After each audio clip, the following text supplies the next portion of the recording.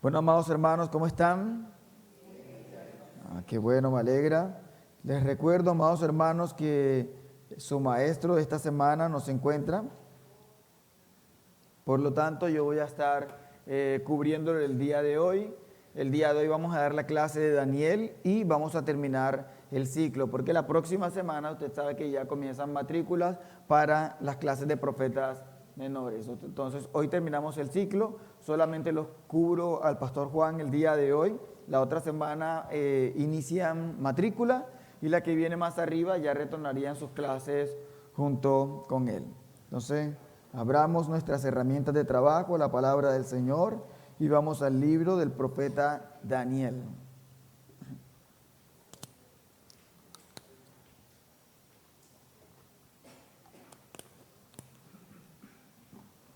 ¿Listo? ¿Todos estamos en sintonía? Primera pregunta, hermanos. ¿Leyeron Daniel? Ok. Que este no está aquí. ¿O sí? Está como raro.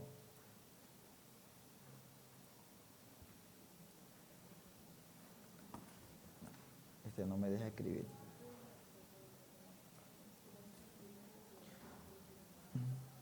Perdón, un segundito. Oscar, disculpa, no. Dañado, no importa. Ok. Bueno, no importa, entonces trabajemos así. Antes no había lápices de estos y se trabajaba mejor. Bueno, vamos al libro de Daniel, hermanos. Vamos a estar dando la introducción. Si ustedes se dan cuenta, ven aquí el personaje, digamos que personaje principal del libro. Sabemos que humanamente hablando, pero el personaje principal de cada libro en la escritura es el Señor. Eso es indudable, pero como personaje del libro vamos a tener a Daniel. El nombre del libro es Daniel, es el mismo nombre en hebreo, es el mismo nombre que tenemos también en la Septuaginta, y lo que va a utilizar es el nombre del profeta. Estamos en profetas mayores, así como vivimos Isaías, Jeremías, Ezequiel, terminamos con uno de los profetas mayores, que es Daniel. Un libro muy, pero muy interesante. Espero que todos ustedes hayan podido, por lo menos en vacaciones, repasar la historia. Porque si usted lee Daniel aislado de los hechos de Isaías, Jeremías y Ezequiel, va a tener un poquito de enredo, porque si usted se recuerda, hay muchas fechas, exilios, otras ciudades viniendo a conquistar, otras potencias viniendo a conquistar. Entonces, si no tenemos el orden en nuestra cabeza de la historia, posiblemente vamos a entrar en confusión. Y cuando lleguemos al próximo ciclo, que son los profetas menores, vamos a tener mucha más confusión, porque los profetas menores abarcan un periodo de tiempo muy largo: posexilio, exilio y preexilio. Entonces vamos a abarcar mucho tiempo y usted necesita tener, por lo menos, no me tengo que saber todas las fechas de memoria, pero sí puedo saber dónde aplica cada uno de los personajes para poder tener un orden lógico de lo que vamos a estar haciendo. Ya sirvió, milagrosamente. Entonces tenemos la fecha de los hechos, tenemos en el 605 a.C. hasta el 536 a.C. Vamos a entrar un poco acá y vamos a ver la cronología. Vamos a estar en Jerusalén en el 605. ¿Quién me recuerda qué pasó en Jerusalén, hecho importante en el año 605? Ustedes lo acaban de estudiar.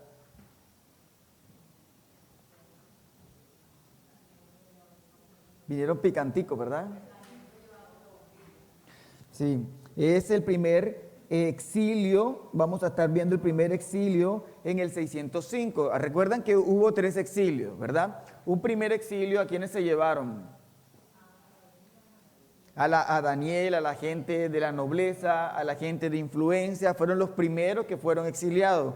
Unos aproximadamente 8 o 9 años después hubo un segundo exilio. En ese segundo exilio se llevaron a la élite religiosa, a los sacerdotes, gente que también era influyente. Y luego hubo un tercer exilio, que es la caída de Jerusalén, donde vemos que se llevan ya al resto de las personas, pues digamos que al común de la gente. Entonces vamos a ver 3 exilios durante todo este periodo.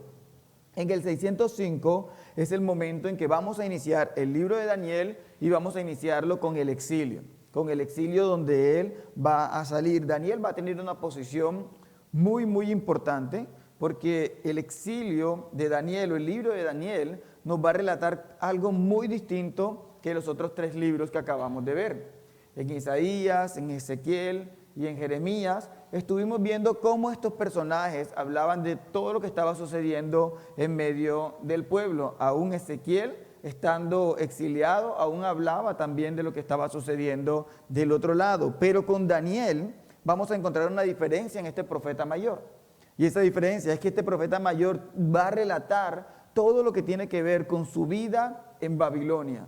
Todo lo concerniente a lo que Dios va haciendo con el pueblo, pero en Babilonia. No va a estar hablando en ningún momento, va a estar mencionando de qué está sucediendo en Jerusalén, porque él solamente se va a dedicar a esta parte. Daniel es un profeta que es contemporáneo con Jeremías y es contemporáneo con Ezequiel. La diferencia que podemos encontrar en este libro es dónde está profetizando cada uno. Vamos a encontrar en Jeremías, que todavía está del otro lado, vamos a ubicarlo en el sur porque Babilonia se encuentra en el norte, ubicado en el mapa. Vamos a encontrar a Jeremías allá abajo hablando de las profecías del Señor. Luego vamos a encontrar a Ezequiel. ¿Dónde está Ezequiel? Está exiliado también, lo van a exiliar, se lo van a llevar para Babilonia. Y Ezequiel va a estar hablando al pueblo, pero al pueblo que se encuentra en Babilonia, al pueblo que ya está exiliado. Y en Daniel vamos a encontrar algo muy importante. Daniel va a estar hablando a gente que también está exiliado, pero gente que está en la nobleza. Y si lo miramos desde ese punto de vista, el Señor va a estar cubriendo todos los frentes y no hay nadie que pueda decir, el Señor no me ha hablado. El Señor está cubriendo todo en su palabra para mostrar gracia y para mostrar misericordia y mostrar su soberanía.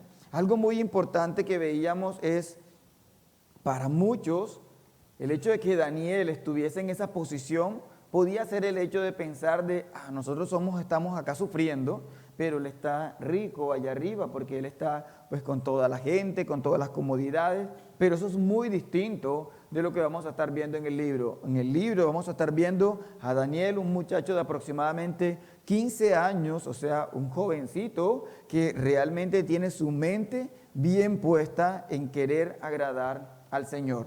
Eso es lo primero que vamos a ver, la primera parte de Daniel, y vamos a terminar en Babilonia, ya se le acabó la tinta otra vez, en el año 536. En el año 536 vamos a estar terminando. Recuerden, amados hermanos, los que ya leyeron todo el libro, que supongo que todos, ¿verdad? Bueno, los que ya leyeron todo el libro, que supongo que todos, se dieron cuenta de que Daniel va a vivir un proceso bastante largo.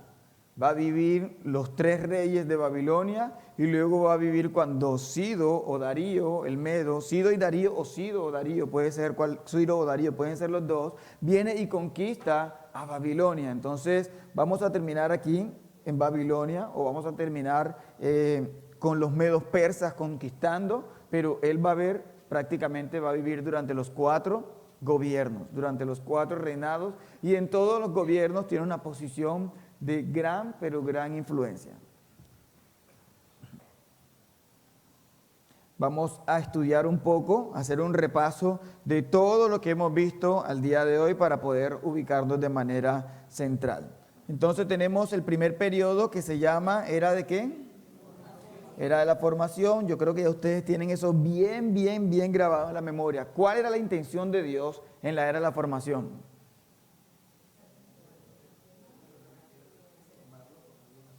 Yo escucho murmuros, pero no escucho ni una sola palabra. Dígalo con propiedad. Si se equivocó, se equivocó. Estamos estudiando. Formar una nación, exactamente. El Señor, hermano, usted mira esto cada vez que arrancamos un libro. Usted se lo tiene que saber de memoria. En la era de la formación, Dios está formando, la misma palabra lo está diciendo. Dios está levantando una nación. Acuérdense, el momento de la Torre de Babel, ¿qué estaba pasando? Ellos todos dijeron, aquí nos quedamos y hacemos una torre que llegue hasta los cielos. Y el Señor dice, no, yo los mandé ¿a quién? A dispersarse, a esparcirse. Pero ellos en su desobediencia no quisieron hacerlo y el Señor prácticamente lo hizo a las malas, los dispersó, pero allí, para mostrar la redención, escogió una nación, que es la nación del pueblo de Israel. Ahora estaríamos hablando de un hombre, no una nación. Pero de ese hombre el Señor tiene la intención de formar una nación. Una nación tiene gente, o sea, un pueblo, tiene ley, o sea, una constitución, y tiene tierra, o sea, la tierra prometida. No hay una nación que no tenga estos tres aspectos: personas, constitución y tierra. Eso tiene que estar muy, muy claro. Luego pasamos a un segundo periodo que es la era de la ¿qué? De la teocracia. ¿Cuál era la intención de Dios en la era de la teocracia? Exactamente, el mismo Señor quería, o la intención en la era de la teocracia, la misma palabra lo está diciendo, Dios gobernando, es el mismo Dios quien quiere gobernar la nación a través de ¿quiénes? De los sacerdotes. ¿Se dio de esa manera? No, el pueblo se rebeldizó y fueron 332 años de completa rebeldía en que el Señor, al ver que los sacerdotes y el pueblo no cumplían su función, levantó a jueces que eran unos hombres piadosos enamorados de Dios, ¿verdad? ¿Ah? Yo soy orejón y no escucho. No eran necesariamente hombres piadosos enamorados de Dios, simplemente eran caudillos militares que Dios levantaba para quitar la opresión del pueblo. Vimos en algunos hombres como Gedeón, pero vimos en otros hombres como Sansón. O sea, vimos los dos extremos allí, vimos jueces en medio del pueblo. Entonces, este periodo inicia cuando ellos entran a la tierra prometida y lo primero que hacen es olvidar las leyes de Jehová. Deuteronomio capítulo 6, punto importante allí, olvidar las leyes de Jehová, y la nueva generación que se levantó era una generación que no conocía al Señor, que no tenía una relación con Dios, y por eso viene la decadencia total del pueblo de Israel. Vemos que el periodo de los jueces es un periodo bastante triste, vergonzoso y traumático. Ese periodo nos lleva a nosotros a hacer un cambio de periodos, por decirlo de esta manera. ¿Quién hace ese cambio? Samuel. Un cambio de era que vamos a estar viendo, y cada momento de transición es muy complicado para el pueblo de Israel. Y vemos a Samuel, porque recuerden que jueces no es cronológico, vemos a Samuel como el último juez de Israel. Él entra y va a hacer el cambio del tiempo de la teocracia al tiempo de la monarquía. Va a dejar de, por decirlo así, la intención que era ser gobernado por los sacerdotes, ahora ser gobernado por los reyes, tal cual como el Señor no quería que sucediera, pero el pueblo pidió reyes como el mundo, las demás naciones tenía reyes. Entonces, en este periodo de Samuel, vemos a Samuel utilizando como juez, como sacerdote, ¿y qué? Como profeta, hermanos. Recuerden que aquí el Señor pone a Samuel como, de alguna manera, como representación de Cristo en ese sentido, porque Cristo cumple estos tres roles: profeta, sacerdote, y no como juez, pero sí como rey, que digamos que es una función muy similar. Entonces vemos ahí a Samuel como representación, y pasamos a la era de la monarquía. En la era de la monarquía iniciamos con Saúl, un buen rey que hizo todo lo acorde al Señor y gobernó 40 años de paz y de gracia y de bondad y de abundancia. Mentira, ¿verdad? Este hombre ocupó el reinado y las primeras órdenes del Señor enseguida pecó delante del Señor, y el Señor le dijo: ahora te voy a reemplazar por otra persona, y ya tenía a David planeado dentro de su plan, porque vimos en el libro de los jueces, específicamente en Ruth, que ya el Señor tenía preparado a David dentro de el linaje mesiánico. Entonces vemos que, aunque en Primera de Samuel, que es donde iniciamos la era de la monarquía, el Señor dice: yo escogí a Saúl como rey, ya nosotros vemos desde mucho tiempo antes, en la época de los jueces, que Dios había escogido a David como rey. Entonces no es que hay una contradicción, es que el Señor todo lo sabe, todo lo conoce, y sabe a dónde va a apuntar, y sabe que Saúl iba a pecar e iba a hacer lo malo delante de Dios. Pero él hizo lo que el pueblo quería que hiciera, su propia consecuencia. Entonces tenemos 40 años de casi todo el tiempo de desobediencia, porque todo el tiempo fue usurpando un reinado que ya Dios le había dicho que había acabado. Entonces estuvo como rey, pero a las malas, a las fuerzas, y luego después de la muerte de Saúl, inicia el gobierno, inmediatamente el gobierno de David. El gobierno de David inicia dividido en dos partes. ¿Por qué en dos partes? ¿Quién me recuerda? Exactamente. Había una parte, mejor dicho, los de Hebrón fueron gobernados por David durante 7 años y medio inicialmente, pero el resto de la tierra se oponía a ser gobernado por David porque todavía habían descendientes de Saúl y había todavía una serie de conflictos, pero fueron 7.5 años con David en Hebrón y fueron 33 años ya David gobernando toda la tierra. Eso suma los 40 años que es el gobierno de David. Luego David muere, vemos la rebelión del pueblo muchas veces, pero David muere y comienza el reinado de Salomón. Un hombre que inicia con pie derecho, con una sabiduría increíble e impresionante, pero el dejarse llevar por querer acaparar todo, por ser un estratega militar, comienza a irse en contra de los mandatos del Señor y comienza a casarse con muchas mujeres, lo que lo llevan a el desvío total. Entonces, este hombre peca contra el Señor y vamos a ver que inicia una consecuencia en medio de su pecado, y es que, ¿cuál es la consecuencia en Salomón? La división en dos reinos. Quedamos con 10 reinos al norte y quedamos con 2 reinos al sur. Reino del norte Israel, reino del sur Judá. Entonces los veo ahí más o menos.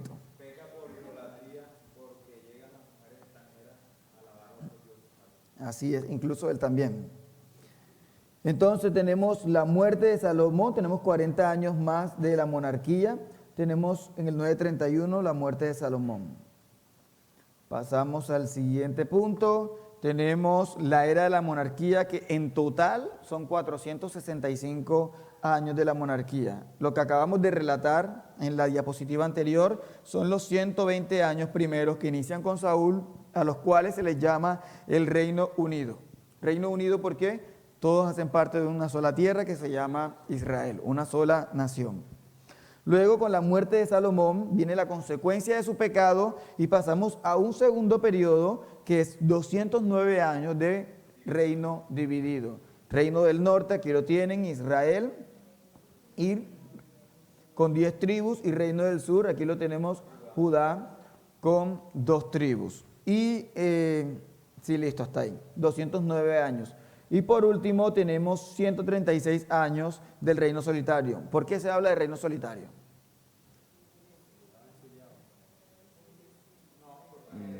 ¿Por el exilio?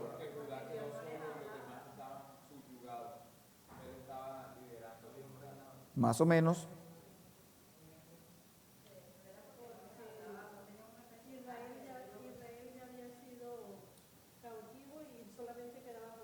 Israel había desaparecido completamente. No fue solamente porque fueron llevados y subyugados, sino que al fin y al cabo las 10 tribus desaparecieron. Sabemos que en la gracia del Señor, Él ha mantenido todas las tribus, pero en el sentido de como pueblo, Israel desapareció y solamente quedó Judá. Y de aquí en adelante vamos a comenzar a utilizar nuevamente el término Israel, porque estas 2 tribus, sabemos que dentro de las 2 tribus hay de todas las tribus, pero estas 2 tribus que se mantuvieron allí, esas 2 tribus van a representar prácticamente ahora a todo Israel, y por eso vamos a hablar del reino solitario, porque quedó uno solo, el otro desapareció por completo. Entonces, aquí tenemos el exilio de Israel en Asiria, por Asiria en el 722. Es el primer exilio. Asiria se lo lleva. Recuerden cuál era la manera de gobierno, cambiarles la mentalidad. De ahí vemos mucho que inicia todo lo que hoy conocemos en la palabra como los samaritanos, que ni son judíos ni son de ninguna mezcla, porque lo que hicieron fue un revoltillo ahí de razas y de religiones y de adoraciones y todo. Entonces, por eso ellos prácticamente desaparecen. Un total de 465 años de monarquía. Todo esto está relatado en el libro de los Reyes. El libro de los Reyes, recuerden que Samuel está dentro de los Reyes, recuerden que mucho de Isaías está dentro de los Reyes y así sucesivamente. O sea, son libros que se dan prácticamente al mismo tiempo, narrativas. Luego vemos en el 605 inicia el ministerio de Daniel. El ministerio de Daniel inicia en el exilio. Daniel era un muchachito muy joven y además de eso podemos ver que el periodo en el que Daniel nace es en el periodo del rey Josías. Estamos hablando de un muy buen periodo, un periodo de reforma, un periodo de paz. Por lo tanto, Daniel creció, por lo menos la primera etapa de su vida, creció conociendo al Señor. Por eso vamos a ver el resultado de lo que él había aprendido. Esto es en el 605 antes de Cristo, y luego vemos en el 586 el exilio de Judá. Sabemos que en el 586 es la fecha cúspide donde se saca a todo el pueblo, donde se destruye a Jerusalén, porque aunque sabemos que hay 3 exilios, sabemos que hay una fecha que es prácticamente la fecha que marca la destrucción total. Y esa fecha es esta, la última. 586, destruyen las murallas, destruyen el templo, una masacre total de Nabucodonosor matando gente, y ese es el momento que se toma históricamente como referencia o como fecha para el exilio del pueblo. Sabemos que aquí intermedio tenemos el segundo exilio que no está aquí en la relatado, que es el exilio cuando se llevan a Ezequiel. Y de aquí para adelante, se me salió el costeño, de aquí para adelante vamos a ver el tiempo del exilio. Entonces el tiempo del exilio es todo el tiempo en el que ellos se encuentran. ¿Cuánto tiempo?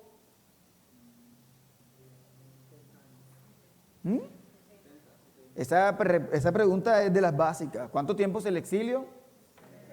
70 años, hermanos. Sencillo. Ahora le pregunto, ¿por qué los exiliaron?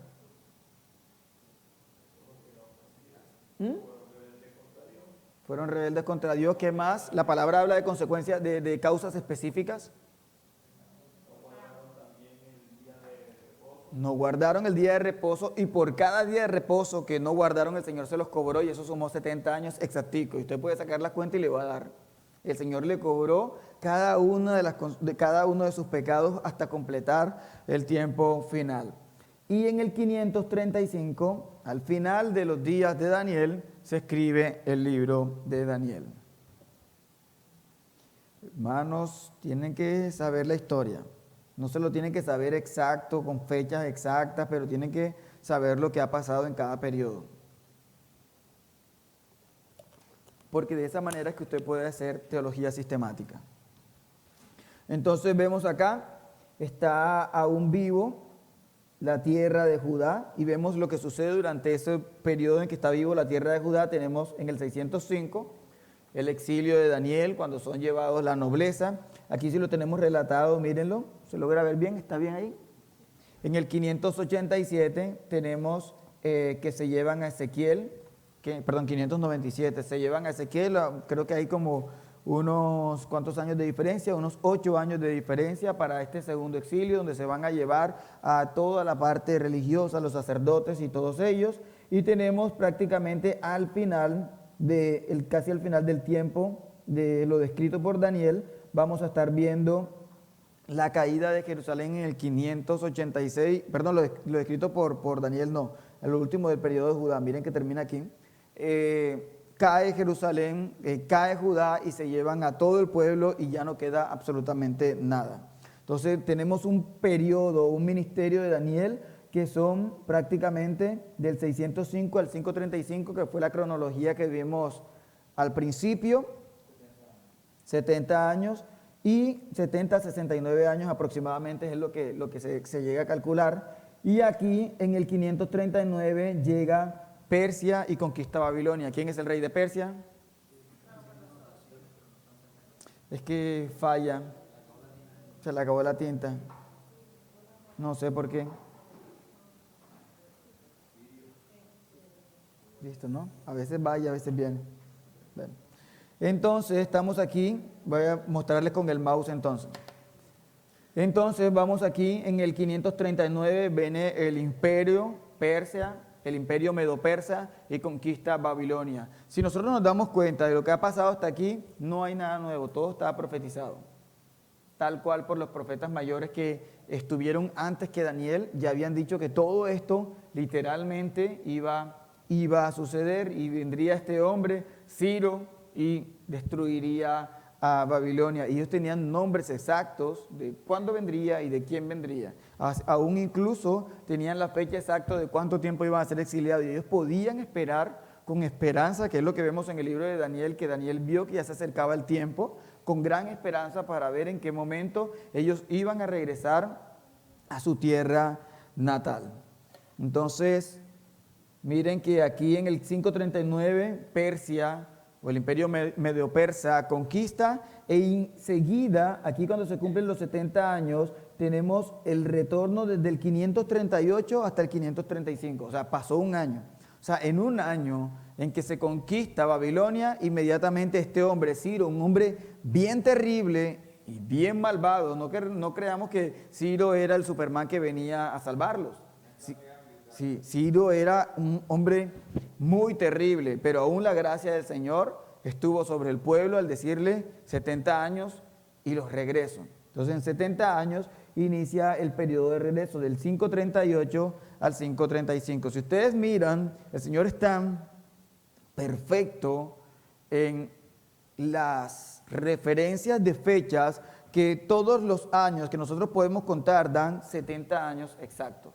De donde lo quieran mirar, da 70 años exacticos. Vamos a ver aquí desde el 605, que fue el primero cuando se llevaron a Daniel, hasta 530, no. ¿Qué me resta ahí, por favor? 538, aquí está, 539 conquistan y 538 regresan. Tenemos prácticamente los primeros 70 años en que es llevado el pueblo. Aquí está, 605, 535, están exactos los 70 años. Tenemos una segunda cuenta, que tenemos aquí la caída de Jerusalén en el 586, que es la destrucción del templo, a esta segunda parte, que es la terminación del templo, en el 516. Aquí tenemos nuevamente otros 70 años específicamente. El Señor cuadró todas las cuentas para que dieran exacta, no solamente desde el primer exilio, sino que cada uno de los exilios cumpliera el tiempo que el Señor había estipulado que iban a demorar en Babilonia.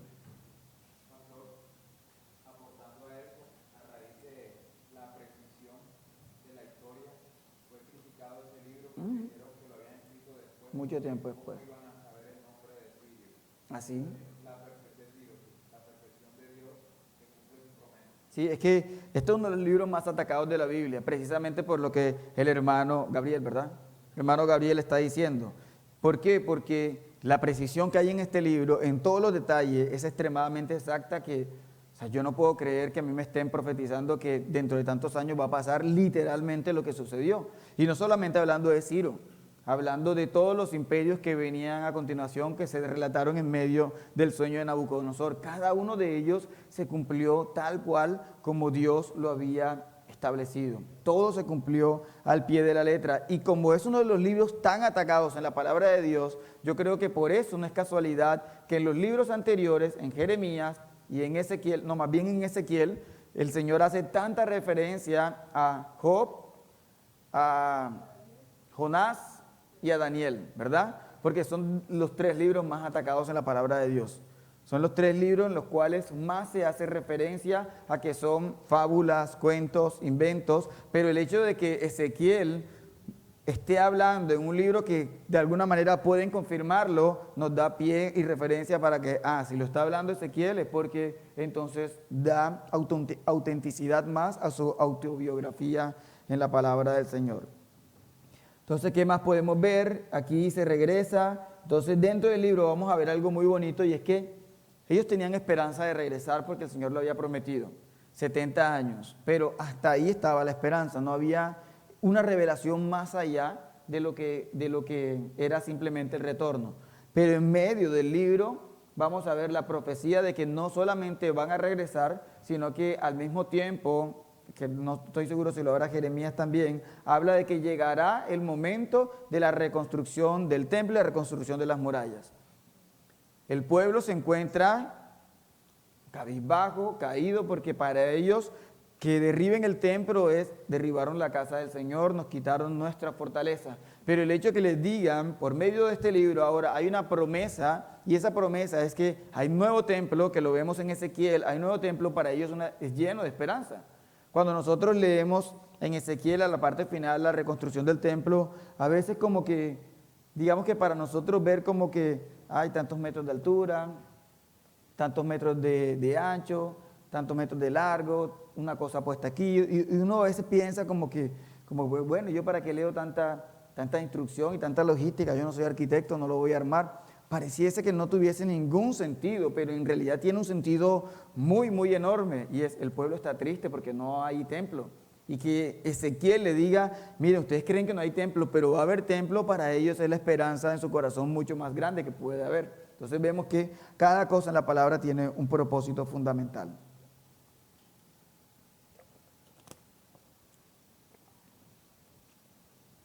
Entonces en el 436 se da la orden de la reconstrucción del templo, que vemos la profecía en Nehemías. Cuando lleguen ustedes ahora al siguiente ciclo, que son los profetas menores, vamos a estar viendo la reconstrucción del templo, vamos a estar viendo cómo el mismo Ciro comienza a adecuar todo para que no haya absolutamente nada que pueda interrumpir este proceso y este hecho tan importante. Entonces, dentro del relato del libro de Daniel vamos a encontrar las 69, las 70 semanas de Daniel, 70 semanas que muchos de ustedes van a querer saber que se las explique todas, pero hoy no va a ser el día que se les voy a explicar todas. Va a ser el que quiera explicación las 70 semanas, nos sentamos un día y con lapicero, calculadora, y podemos sacarla, porque es tan perfecto el detalle de estas 70 semanas que inician desde el punto en que el Señor dice y terminan en las 69 con la muerte de nuestro Señor Jesucristo, tan exactos que podríamos calcularla hasta el último día. O sea, aquí el detalle de la profecía, ya no solamente estamos pensando en 70 años para Ciro, 70 años de exilio, estamos pensando en que desde que se comienzan a contar las 70 semanas, terminan el día en que Cristo fue crucificado. 69, porque queda una pendiente. Terminan 69 semanas allí y terminan, ahorita que llegamos al texto vamos a leer un poco de ello, van a terminar aquí en la muerte de nuestro Señor Jesucristo, porque habla de muere el ungido. Todavía no tenemos nombre de Jesús, todavía no tenemos nombre del libro, pero tenemos aquí claramente la muerte del ungido. Entonces, este periodo que está aquí, no vamos a saber absolutamente nada, y las 70 semanas no me van a relatar nada, porque recuerden que es el periodo en el cual todavía es un misterio que nadie sabe, nadie entiende, pero que nosotros sí sabemos, y somos nosotros, la iglesia de Dios. Porque la palabra en el Nuevo Testamento habla del misterio que nadie entendía, ni siquiera los profetas. Entonces, por esa razón no vamos a ver este periodo de tiempo hasta que lleguemos al Nuevo Testamento. Y habla de esta última semana, que esta última semana es el periodo de tribulación y gran tribulación. Un periodo de 7 años dividido en dos, que son 3.5 años de paz, de buen gobierno y todo esto, y un segundo periodo de gran tribulación, que es el periodo que vemos relatado en Apocalipsis, de destrucción, muerte y todo lo que usted ya sabe que sucedió allí. Entonces, dentro del libro de Daniel no termina allí, seguimos con el periodo del milenio.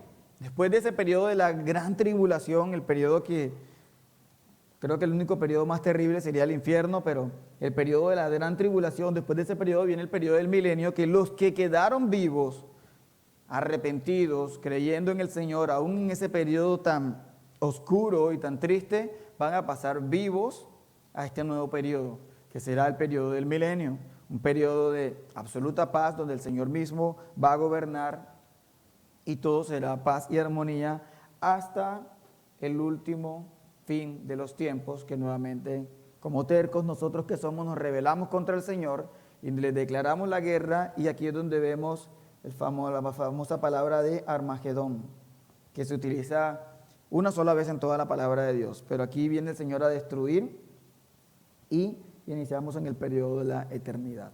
Entonces, digamos que vamos a estudiar el día de hoy, digamos que los 6 primeros capítulos que vamos a estar estudiando con Daniel son históricos, son cronológicos, pero los 6 capítulos después ya son más de profecía, a los cuales no vamos a ahondar mucho el día de hoy por una sencilla razón. Eso hace parte de otra materia que se llama escatología. Entonces, eso se va a estudiar, esa parte se va a estudiar allá, no se va a estudiar aquí el día de hoy. Sigamos.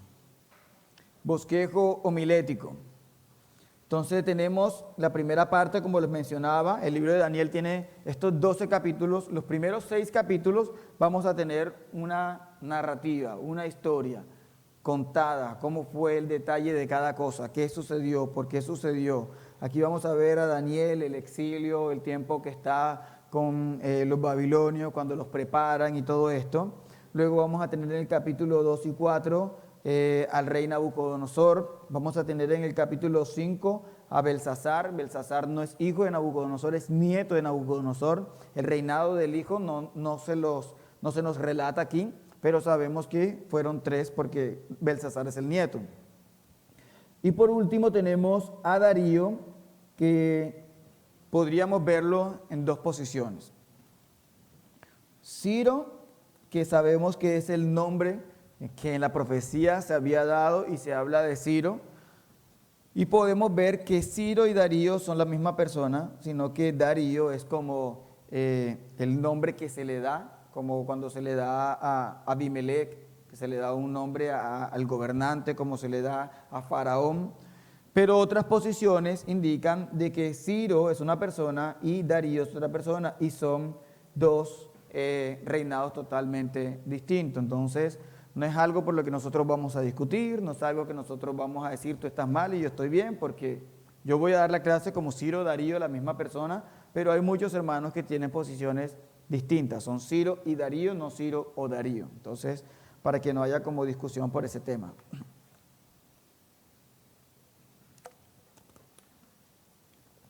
Tenemos esta segunda parte del bosquejo, que es la parte profética, la parte que apunta a todo lo que tiene que ver con la parte escatológica. Tenemos las bestias y los cuernos, que como les dije, hermano, espero que haya estudiado bien, pero no lo vamos a estudiar el día de hoy. Vamos a ver las 70 semanas, voy a pasarlas realmente así por encimita, vamos a leerlas, vamos a revisarlas y a dar por lo menos unos cuantos detalles allí. Capítulo 10, la gloria de Dios. Capítulo 11 y 12, la bestia y el tiempo de la tribulación. También tocaríamos un poquitico muy corto de este tema. Y se espera, hermano, hasta que usted llegue allá a teología sistemática y pueda ver escatología. Ok, listo. Entonces tenemos la fecha del manuscrito. Está entre el 536 y el 535, prácticamente la última parte del periodo de Daniel. Vamos a ver el libro. Este es un libro muy atacado. Ya estuvimos estudiando un poquitico de por qué es atacado, por la exactitud de las profecías. Realmente, hermanos, si a mí me dijeran algo como esto y yo no tengo al Señor, yo puedo decir literalmente esto es mentira. Literalmente esto es mentira porque es tan exacta la profecía cuando el rey Nabucodonosor tiene este sueño y ve la estatua y ve cómo cada parte de la estatua termina representando a uno de los reinos, y luego vemos que en el resto de la historia, no bíblica, sino secular, nos vamos a los estudios, nosotros vemos que todo se cumple al pie de la letra.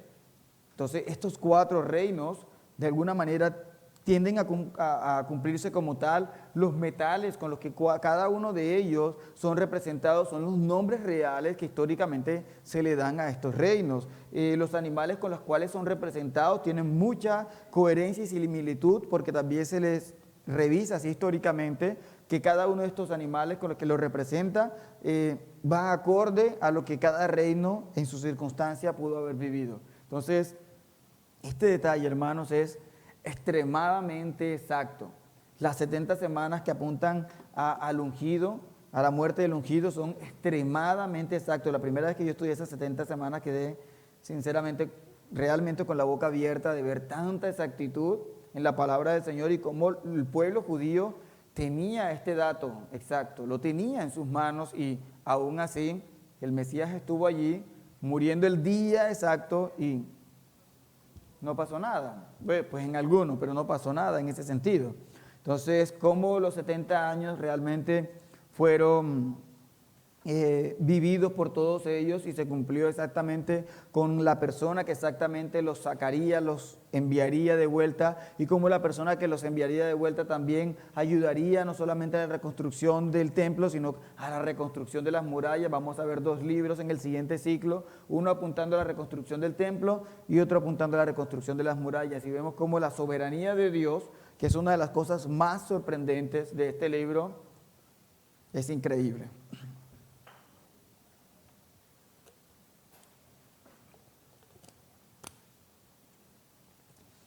Generalmente se tiende a pensar, o la gente que ataca mucho el libro, ubica este libro 150 años antes de Cristo, porque en esta fecha ya se habían cumplido todos los hechos. Y estamos hablando desde el 536 hasta el 150, estamos hablando de ¿cuántos años? De 400 aproximadamente.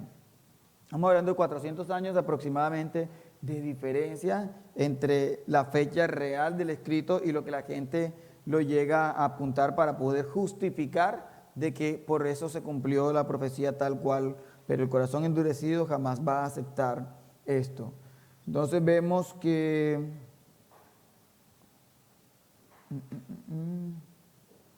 ya esto lo vimos. Ok, vamos a entrar al contexto histórico. Entonces, ¿qué vemos? Daniel nació alrededor del año 620 y si fue exiliado en el 605, ¿cuántos años tenía?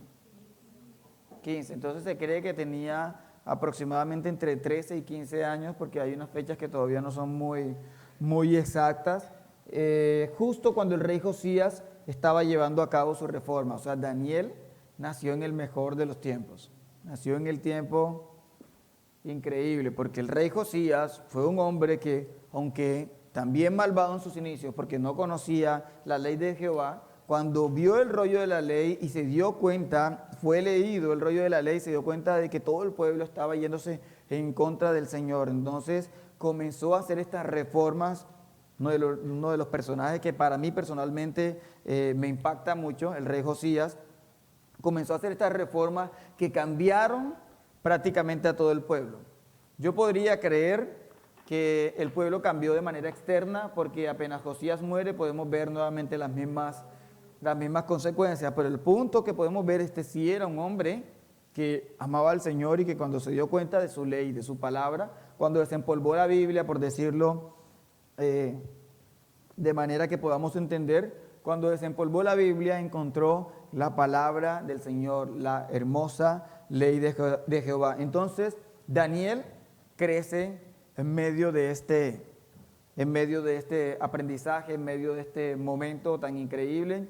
Y quizás por la crianza de Daniel podemos ver mucho de lo que Dios hizo en su vida. No porque Daniel se lo haya ganado, obviamente, sino que vemos un joven, un muchacho que acaba de ser exiliado y que delante del Señor fue un hombre que quiso hacer las cosas para su bien.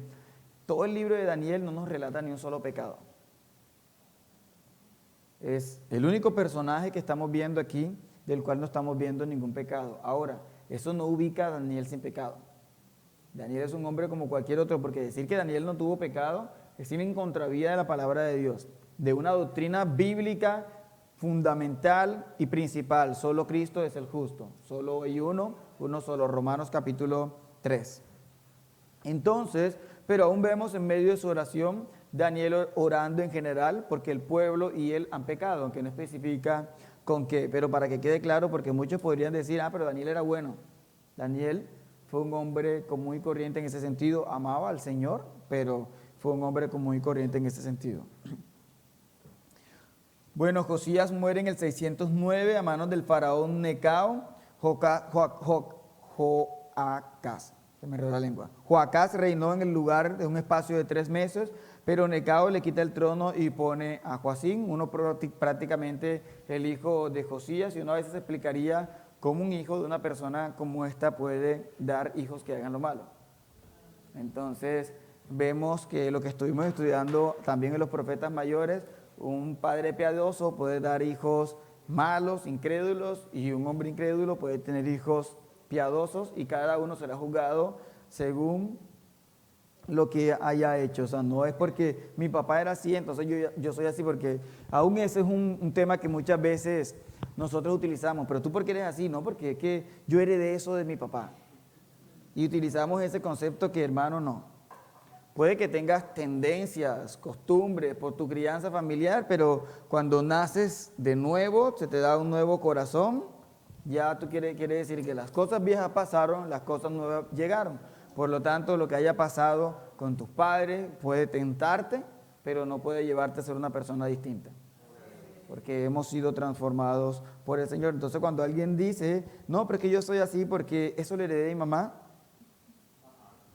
mentira.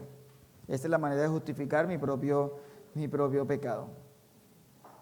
A veces mi esposa, cuando hago de las mías, mi esposa me dice, señor Benjamín, ya está que se está refiriendo. Entonces el rey Nabucodonosor ataca a Jerusalén y vemos que se lleva la primera oleada de exiliados, se los lleva, y una de las políticas que tenía, la política de conquista de Nabucodonosor, no era ir a destruir pueblos. Eso no estaba dentro de su plan, dentro de su proyecto no era matar israelitas. Él no quería eso. Un punto principal para ellos era gobernar, llevar gente de influencia como estos que se había llevado a Daniel, a Sadrach, a Mesac y a Abednego, se los llevaban, los instruían, les lavaban el cerebro, los capacitaban y los regresaban para gobernar. La intención no era destruir Jerusalén, pero aún vemos dentro de la soberanía de Dios que Dios es un Dios justo que iba a cobrar esto. Todo lo que había pasado y todo lo que Dios había profetizado se iba a cumplir. Así dentro de la mentalidad de Nabucodonosor no estaba destruirlos, pero los destruyó. Okay. Entonces, eso era la política de conquista que vemos, ya hablamos de esto. Isaías, Jeremías y Ezequiel se enfocaban en eventos de Jerusalén, pero Daniel no. Ahora, en Daniel vamos a vivir algo muy, muy importante. El punto principal aquí, uno de los puntos principales en Daniel,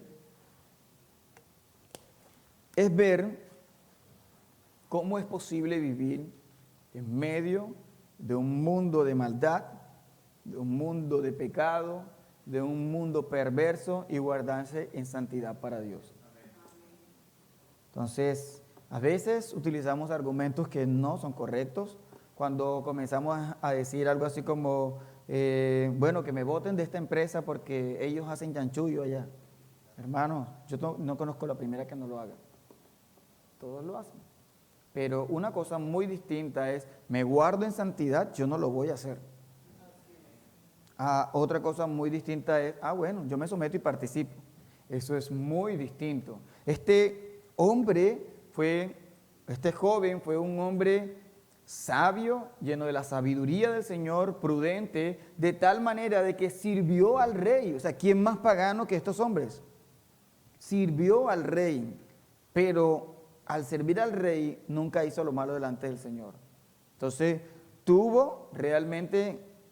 El Señor le dio la fortaleza no solamente a él, sino a sus amigos, de mantenerse firme y en pie en el momento en que querían obligarlos a hacer algo que fuera en contra de los mandatos de Dios. Entonces, ¿con qué argumento nosotros quedamos cuando nos enfrentamos a situaciones en las que vimos, me tocó? A veces hay situaciones laborales que son complicadas y que uno muchas veces comienza a sopesar de, ¿obedezco al Señor o agrado a los hombres? Y con Daniel comenzamos a ver cuál es la respuesta correcta. Obviamente con el Señor, porque todo es por Cristo. Pero aquí comenzamos a ver la respuesta correcta. Estas palabras que utiliza Sadrach, Mesach y Abednego antes de ser arrojados al horno de fuego, sepa usted, por Nabucodonosor, que así usted lo haga, mi Dios tiene el poder para salvarme. O sea, nunca vemos a estos hombres de, ya te la canté, no Señor. Y yo me paro firme porque Cristo no sé qué y salgo con mis groserías. Estos hombres, unas personas muy educadas, muy sabias y no irrespetaron jamás a quienes eran sus líderes. Entonces, cuando tenían que decir que no, decían que no. Cuando Daniel no se contaminó con la comida del rey, nunca los ofendió, siempre lo hizo de la mejor manera. Y esto tiene que quedar bien, bien claro para nosotros, porque no podemos ir a ninguno de los dos extremos. Algunos de los cristianos andan hoy en día cazando pelea. Sí, y creen que porque el decir yo me paro firme en el Señor es responder con arrogancia y grosería para mostrar mi santidad. Eso no muestra a Cristo. Ni por el otro lado ay, yo tenía que conservar mi trabajo y me tocó decir una mentirijilla. Eso tampoco existe. Si te toca perder tu trabajo, te toca perder tu trabajo. Pero si te toca sufrir, como dice la palabra del Señor, que te toque sufrir por hacer lo correcto, no que te toque sufrir por lo que te merecías. Entonces, eso realmente confronta mucho. Daniel vivió en una situación que yo sé que ninguno de nosotros, los que estamos aquí, va a vivir. Ninguno de nosotros va a vivir en la situación en la que está Daniel, porque ningún jefe de nosotros nos puede matar por no enviar un informe falso. ¿Verdad? Pero este hombre era el rey de Babilonia. Mira, el rey de Babilonia, para ponerlo más claro, era prácticamente el rey del mundo conocido. Era el hombre que tenía el poder y la capacidad para literalmente hacer lo que le dé la gana. Obviamente dentro de la soberanía de Dios. Pero, por ejemplo, si nosotros nos vamos al presidente de nuestro país,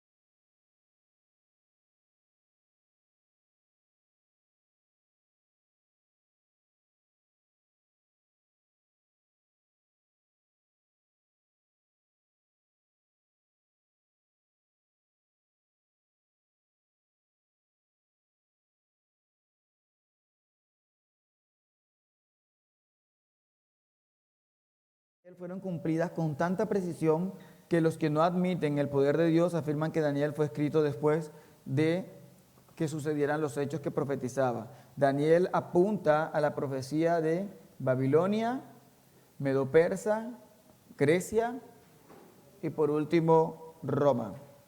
Bueno, hermanos, llegó el momento de comer empanadas, entonces vayan y disfruten y ahorita regresamos en unos minutos.